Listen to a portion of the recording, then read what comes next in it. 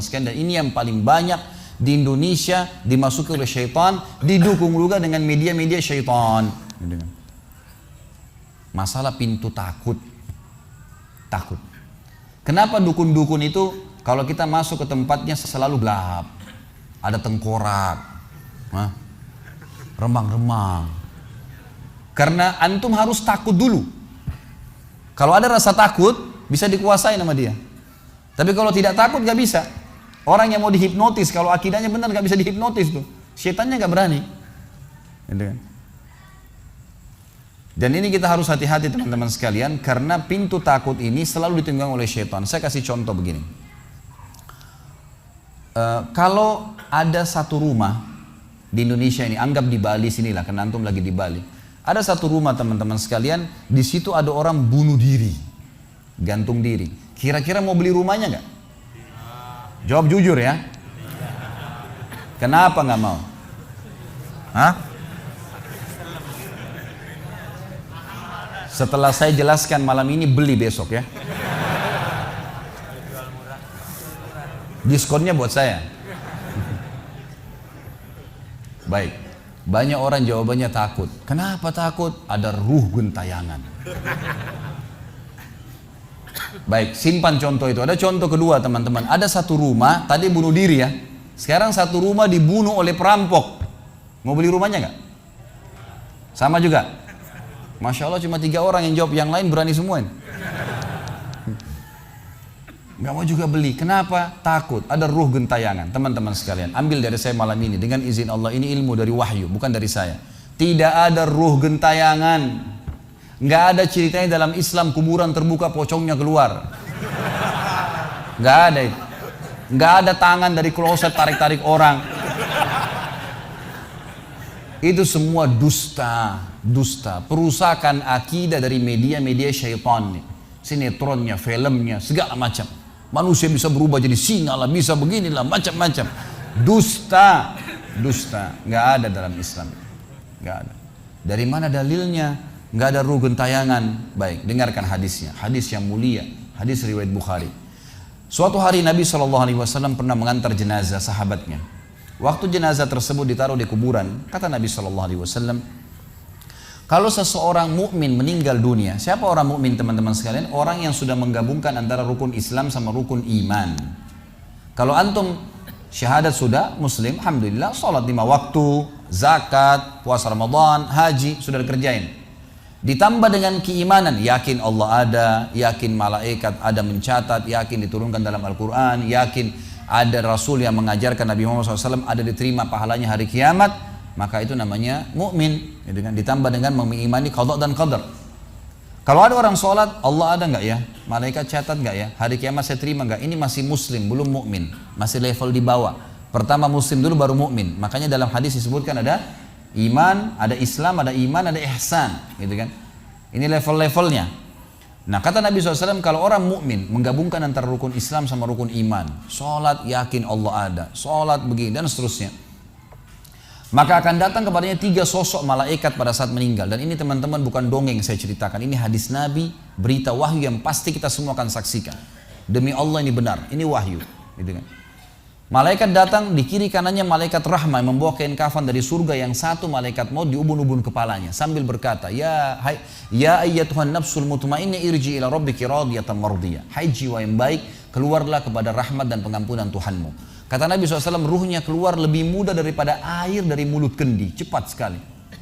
Begitu keluar, belum sesaat keluar ditangkap oleh malaikat rahmat, dibungkus dengan kain kafan dari surga, dibawa ke langit.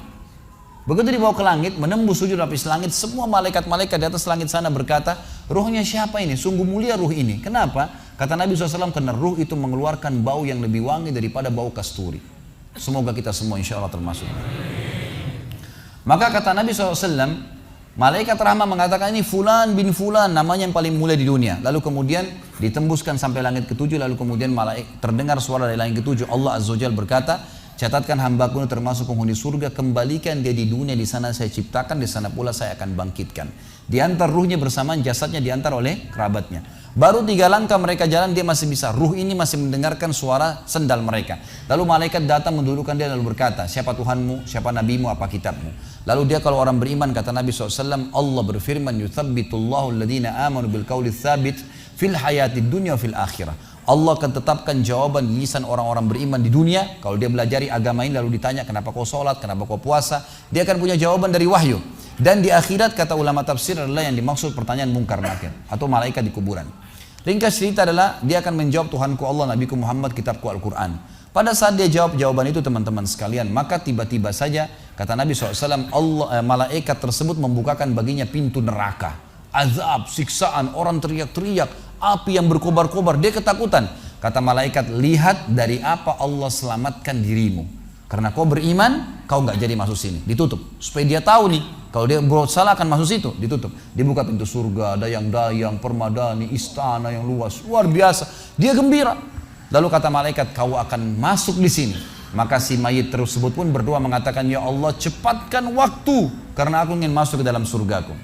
Lalu datang di sebelahnya orang yang tampangnya gagah, badannya bersih, wangi, saking sempurnanya kata jenazah ini, ruh ini berkata, siapa kamu ini? Sungguh sempurna ciptaan Allah pada dirimu. Maka dia berkata, diam dulu. Maka dia berkata, gitu kan? Dia berkata, saya amal soleh akan menemani kau sampai hari kiamat. Insya Allah setelah riwayat ini kita sholat. Saya amal soleh akan menemani kau sampai hari kiamat.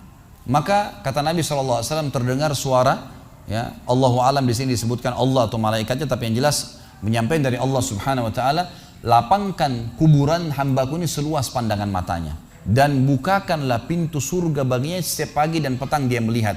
Maka jadilah kuburannya taman dari taman surga sampai hari kebangkitan. Baik. Sebaliknya kata Nabi SAW, kalau orang fasik, siapa tadi fasik? Muslim yang masih berbuat maksiat. Teman-teman hati-hati. Jangan kena mengandalkan sudah syahadat kemudian bebas berbuat dosa. Hati-hati. Fasik dan orang kafir proses matinya sama. Kata Nabi SAW, orang fasik dan orang kafir akan datang kepadanya 3 malaikat. 2 malaikat azab di kiri kanannya, 1 malaikat maut dibunuh-bunuh kepalanya yang berkata, hai jiwa yang busuk, keluar kepada kemurkaan Tuhanmu. Maka ruhnya berantakan di tubuhnya, tidak berani keluar. Lalu malaikat maut menariknya dengan keras, ibaratnya seperti bulu domba yang dibasahkan, dililitkan di pohon berduri lalu ditarik dengan keras sehingga berantakan bulu domba itu. Keluar, belum sesaat keluar ditangkap oleh malaikat azab, dibungkus dengan kain kafan dari neraka, dibawa. Baru langit pertama nggak dibukain pintu oleh para malaikat. Lalu malaikat langit berkata, siapa ruh ini? Sungguh buruk ruh ini. Kenapa? Kata Nabi SAW, karena ruh itu mengeluarkan bau yang lebih busuk daripada bau bangkai. Wa na'udzubillah. Lalu malaikat azab membawa mengatakan, ini ruhnya fulan bin fulan. Ya. Orang yang disebutkan nama paling buruk di dunia. Lalu terdengar suara dari langit. Allah berkata, catatkan hambaku ini termasuk penghuni neraka. Di sana kembalikan dia di dunia, di sana saya ciptakan, di sana pula saya akan bangkitkan. Diantarlah ruhnya bersamaan pengantarnya mengantar jenazahnya. Begitu masuk dan 3 langkah, ya. Orang-orang mengantarnya lewat, malaikat datang mendudukkan dia mengatakan, siapa Tuhanmu, siapa nabimu, apa kitabmu. Walaupun muslim, rekam baik-baik ini. Ya. Lahir dalam keadaan Islam, sesekali sholat, fasik, masih banyak maksiat, tidak tobat sebelum meninggal, sama. Jawabannya kata Nabi SAW dengan orang kafir, innama aqulu kama kana yaqulun nas. Saya nggak tahu, saya cuma ikut-ikut dulu orang bilang apa, nggak bisa jawab. Lalu kemudian dibukakan baginya pintu surga, dayang-dayang, permadani, istana, pemandangan yang luar biasa, gitu kan? Maka dia kagum, kata malaikat, lihat dari apa kau haramkan dirimu. Dulu kau bisa masuk sini, tapi kau tidak mau, ditutup. Dibuka pintu neraka, azab, siksaan, orang dipotong, teriak-teriak, kesakitan. Lalu dia ketakutan, kata malaikat, ini tempat kau selamanya, kau tidak akan bisa lari. Maka dia berdoa mengatakan, ya Allah jangan kau cepatkan waktu karena aku tidak ingin masuk ke dalam nerakaku. Lalu datang di sebelahnya orang yang buruk tampangnya, bau badannya nggak enak. Lalu saking buruknya kata jenazah ini, kata ruh ini, siapa kamu ini, pergi dari saya, sungguh buruk ciptaan Allah pada dirimu. Maka dia mengatakan, tidak, saya amal burukmu yang akan menemani kau sampai hari kiamat. Lalu dalam penutupan hadis Bukhari ada 2 riwayat. Yang pertama, Allah Azza wa Jal ya, mengirim kepadanya malaikat yang tidak punya penglihatan dan pendengaran. Allahu alam bagaimana nih? Yang membawa sebuah besi. Yang kalau besi itu seluruh jin dan manusia bersatu mau membalik saja mereka tidak mampu. Bayangkan seluruh jin miliaran, seluruh manusia miliaran, balik saja mereka tidak mampu. Ini saking kuatnya malaikat tersebut. Maka menghantamkan ke tubuh orang ini hancur, diutuhkan kembali lagi. Begitu terus sampai hari kiamat. Riwayat yang kedua mengatakan Allah Azza wa Jalla membuat dinding kuburannya merengut tubuhnya, menjepit tubuhnya sampai seperti ini tulang rusuknya. Kembali lagi. Kata ulama hadis digabungkan keduanya, dipukul sambil diremukkan, dikembalikan lagi. Begitu terus sampai hari kiamat. Maka teman-teman sekalian, dalil ini sebagai penutup dalam sesi pertama materi kita, teman-teman sekalian, dalil ini menjelaskan tidak adanya rugen tayangan dalam Islam. Gak ada. Kita tarik ke contoh tadi. Orang yang bunuh diri tadi berdosa besar bukan? Dosa besar.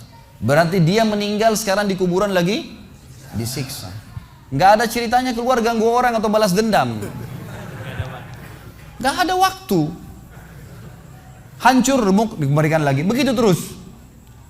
Kemudian juga sama, orang tadi contoh kedua yang dibunuh sekeluarga, kalau dia muslim maka dia mati syahid. Matinya mulia bukan? Mulia. Berarti lagi nikmatin kuburannya taman dari taman surga. Nggak ada ceritanya tuh mereka keluar lagi ganggu orang. Gitu kan. Jadi mulai sekarang beli rumah yang banyak dianggap keramat tuh. Bacain surah Al-Baqarah ada semua syaitannya tuh. Harus yakin dengan sabda Nabi SAW, rumah yang dibaca surah Al-Baqarah tidak akan masuk syaitan. Nggak ada. Takut semua syaitannya. Baik, kita tutup dengan kata-kata saya teman-teman sekalian. Lalu dari mana kalau saya beli rumah saya pernah dengar suara bayi di atas rumah, atap rumah saya. Saya pernah dengar suara cangkul di belakang rumah, pintu bunyi sendiri, gitu kan. Itu semua permainan syaitan yang ada di sekitar rumah itu, atau Anda yang bermasalah. Harus diruqyah. Dibacain ayat, ada sihirnya tuh, mungkin pernah mandi dulu ilmu kebal, mungkin pernah ini, mungkin pernah bersemedi, apalah macam-macam yang khurafat ini, maka dia harus diruqyah.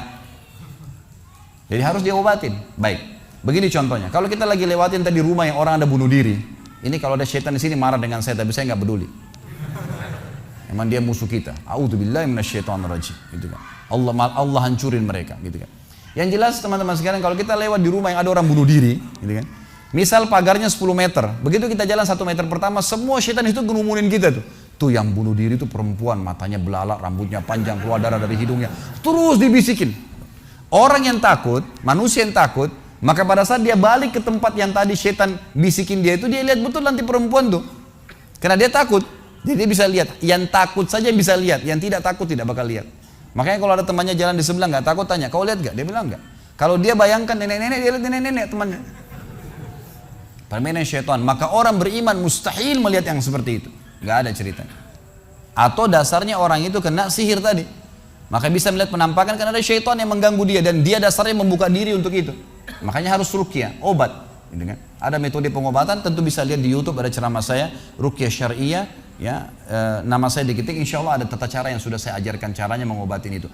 Tapi yang jelas itu semua permainan syaitan, teman-teman sekalian. Dan inilah poin pertama, pintu pertama untuk takut kepada Allah Subhanahu wa taala, artinya semua selain Allah dalam makhluk jangan pernah takut dengan mereka. Syaitan pun yang biasa dianggap menakutkan bagi manusia itu dusta semua. Sampai sabda Nabi SAW mulia hadis Bukhari, siapa yang membaca bismillah, bismillah, maka syaitan yang ada di sekitarnya menjadi kecil seperti lalat.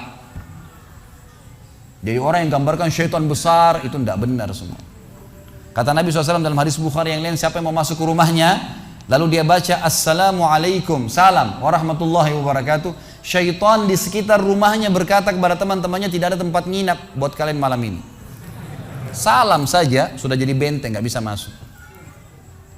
Kalau dia makan dengan baca bismillah, ya, dia baca bismillah, maka syaitan berkata lagi sama teman-temannya, tidak ada makan malam buat kalian malam ini. Nggak bisa cuy. Dan syaitan tidak bisa membuka dan menembus tembok atau pintu manusia. Dusta semua itu tembus tembok, tembus pintu, dusta. Karena Nabi SAW yang bilang, syaitan tidak bisa membuka kembali pintu yang ditutup oleh manusia. Syaitan tidak bisa membalikkan ya, panci yang sudah ditutup oleh manusia. Maka padamkanlah lampu kalian, tutuplah panci-panci kalian. Karena syaitan bisa menunggangi makhluk yang lain. Sebagai penutup hadis Nabi SAW, pernah ada seorang sahabat membawa tikus ditangkap malam hari. Pada saat ditangkap tikus tersebut, lalu sahabatnya tidak bunuh, dipegang sama dia, dibawa ke masjid.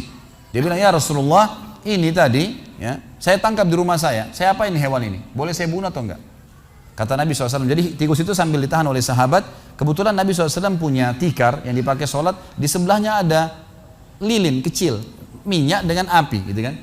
Lalu tikus ini sementara Nabi SAW bicara sama sahabat, lepas, menyentuh ya lilin Nabi SAW, lalu tumpah minyaknya di sejadah, di tikarnya Nabi, terbakar. Kata Nabi SAW, sesungguhnya hewan ini fasiqah, fuaisiqah, buruk, boleh dibunuh gitu kan. Dan syaitan menunggangi hewan seperti ini untuk membakar rumah-rumah kalian, tapi mereka tidak bisa membakar langsung. Mereka cuma bisa menggunakan hewan yang kebetulan lewat dan seterusnya. Seperti misalnya syaitan bisa menggoda manusia lain untuk mengganggu kita gitu kan. Tapi untuk dia langsung tidak ada ceritanya. Itu semua tidak benar teman-teman sekalian. Insya Allah